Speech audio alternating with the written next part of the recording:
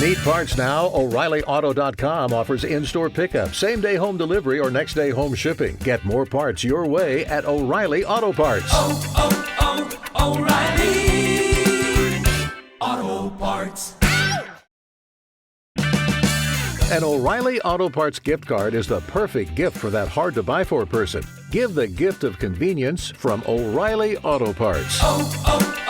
O'Reilly Auto Parts.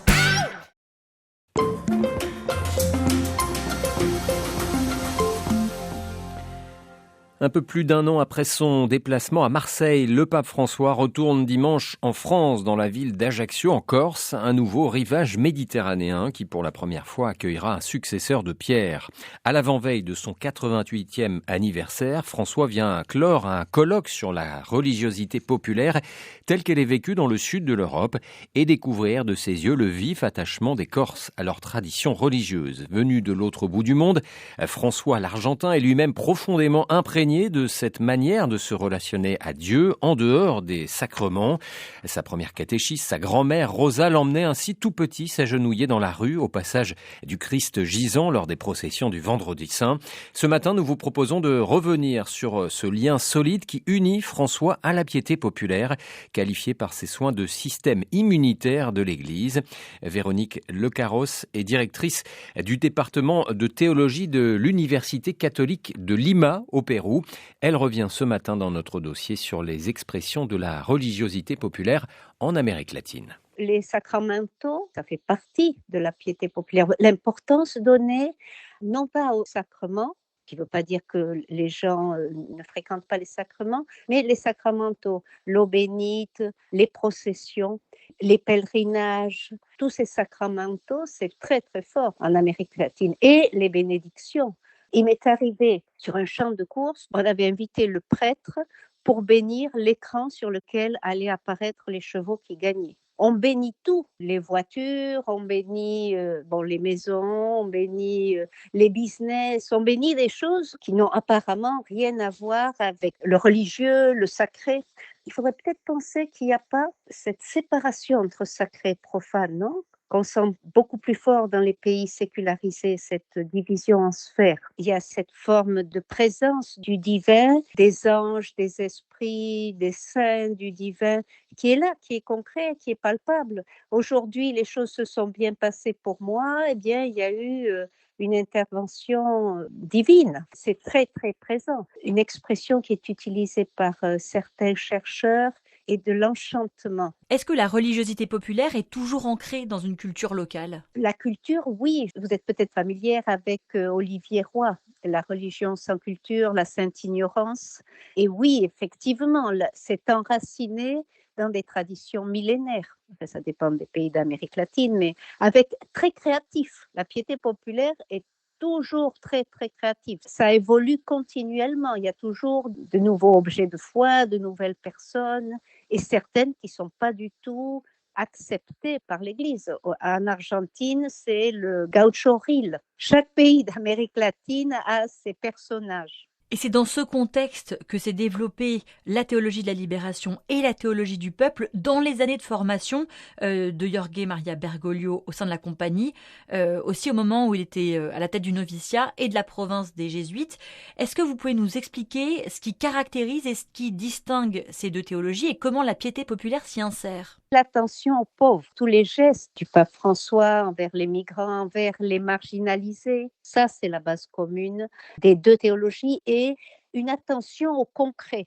Gustavo Gutiérrez, le fondateur de la théologie de la libération qui vient de mourir, dit toujours que la philosophie vient après, qu'il y a d'abord cette attention aux autres. Alors ça c'est le point commun, sur lequel se sont greffées l'attention à l'écologie, etc., qui évidemment n'existait pas au départ, non, dans les années 60-70. Et la grande différence, c'est la relation à la piété populaire, cette sagesse du peuple, une forme de mystique liée à cette idée de peuple, donc cette attention, cette valorisation à la piété populaire. Dans la théologie de la libération, on dit d'accord, ça représente un espace de foi, mais ça peut être une illusion, ça peut être une évasion, ça peut empêcher l'action. Parce qu'on dit, bon, Dieu va le résoudre en entier. Mais ça, c'est pas là du tout dans la théologie du peuple. C'est au contraire cette valorisation. Et penser qu'il y a dans cette piété populaire beaucoup de sagesse. Ceci dit, là où la théologie de la libération a fleuri, il y a de la piété populaire. Hein. Et puis, il y a eu une évolution vers plus d'acceptation. En 2007, les évêques d'Amérique latine et des Caraïbes sont réunis à Aparecida pour définir les orientations pastorales. Le cardinal Bergoglio est rédacteur du document final. Il écrit que la piété populaire est une manière légitime de vivre sa foi. Qu'entend-il par là ? Il y a eu peut-être pendant des siècles une grande méfiance. Toutes les histoires de piété populaire, d'objets de dévotion, il y a de longues histoires pour qu'ils soient reconnus par le clergé. Et il y a eu petit à petit une évolution, je dirais à partir des années 80. Il y a aussi un phénomène qu'il faut tenir en compte quand on parle de l'Amérique latine, c'est la croissance des groupes évangéliques et la critique précisément de la piété populaire. Donc c'est là que ça se joue. Et il y a des réflexions du cardinal Bergoglio à Aparecida où précisément il voit aussi dans la piété populaire, parce que c'est quelque chose de très profond, il vient dans le cœur, lui qui vient de faire une encyclique sur le cœur, de très profond, qui s'oppose, qui est un frein, un barrage au groupe évangélique. Donc il faut aussi le comprendre dans ce contexte-là. L'Église considère que la grande force du catholicisme, c'est la culture, la piété populaire. Et si on lit bien le texte d'Aparecida, il note qu'il y a une perte. La tradition ne se transmet plus aussi facilement de génération en génération. Ça, c'est exact. Aussi à cause de l'exode rural, des déménagements, d'autres priorités. Une autre chose aussi qui me semble très important quand on parle de sagesse à propos de la théologie du peuple, c'est la solidarité. C'est aussi un thème très présent pour le pape François. La solidarité entre les pauvres, je crois que ça, c'est un thème essentiel aussi. Souvent, quand François parle de piété populaire, il dit que c'est un moyen pour Dieu de se révéler, que ce sont des expressions aussi de foi qui sont des manifestations d'une vie théologale. Il dit aussi que c'est une manière d'accomplir sa vocation missionnaire. Est-ce qu'on peut dire cela, piété populaire, outil d'évangélisation ? En fait, comme il s'agit de la culture, c'est plutôt outil de garder, de maintenir la foi vive, plutôt que aller vers quelqu'un d'autre. C'est-à-dire, c'est ce qui permet de garder des racines, c'est ce qui permet de garder une culture, de faire face aux évangéliques, de faire face à la sécularisation, à le consumisme, comme dit le pape François. Je serais plus dans l'idée, non pas d'évangéliser dans le sens de convertir, mais plus dans l'idée de maintenir une culture, maintenir et faire fleurir, enfin pas seulement immobile. À Aparecida, le cardinal Bergoglio parlait de la prière du peuple qui berçait et qui portait les travaux des évêques. Il a aussi parlé avant ça, en 2001, lors du synode sur le rôle des évêques, de l'importance pour les pasteurs d'avoir l'odeur de leurs brebis.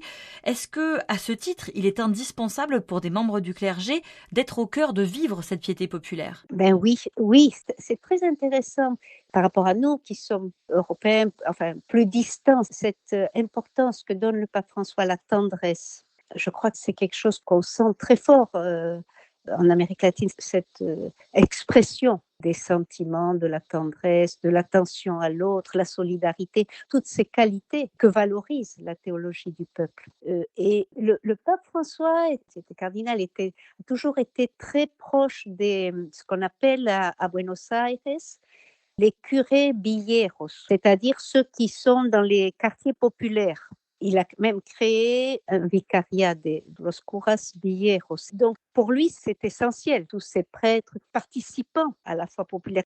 Et justement, dans l'article, nous mentionnons comment ce renforcement de la piété populaire donne un rôle exceptionnel à ces prêtres, parce que tout doit être béni. Vous parlez d'un risque d'ailleurs de néocléricalisme et soulignez un autre phénomène également dont le pape a bien conscience, c'est le risque d'une manipulation, d'une récupération de la religiosité populaire et d'une nécessaire purification de ces expressions de foi. C'est ce qui apparaît dans Aparecida, c'est qu'il y a une revalorisation, mais le cardinal Bergoglio mentionne la nécessité de purification. Si on fait bien attention, il y a toujours cette idée il peut y avoir des dérapages.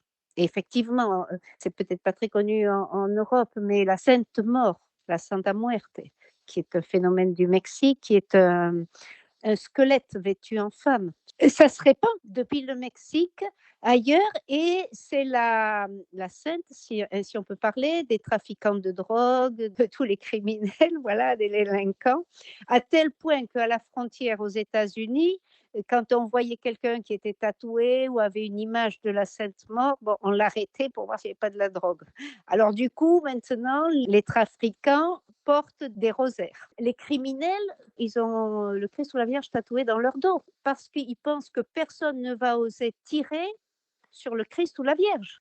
Il y a des tueurs à gages qui prient pour que tout aille bien dans ce qu'ils appellent leur travail avant d'aller tuer quelqu'un.